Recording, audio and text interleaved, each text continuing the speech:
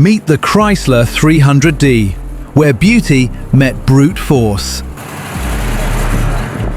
In 1958, if you wanted the fastest, most luxurious car in America, you didn't buy a sports car, you bought a Chrysler 300D.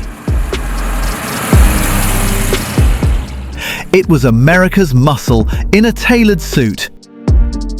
Under this massive hood sits the legendary 392 firepower HEMI V8. We're talking 380 horsepower in an era of chrome and tailfins. Inside is a pure class.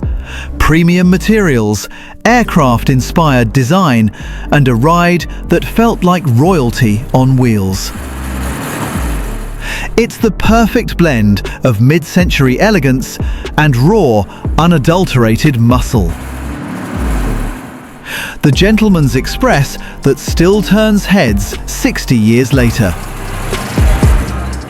If legends like this deserve to stay alive, hit like, share it with car lovers, and subscribe for more timeless automotive icons.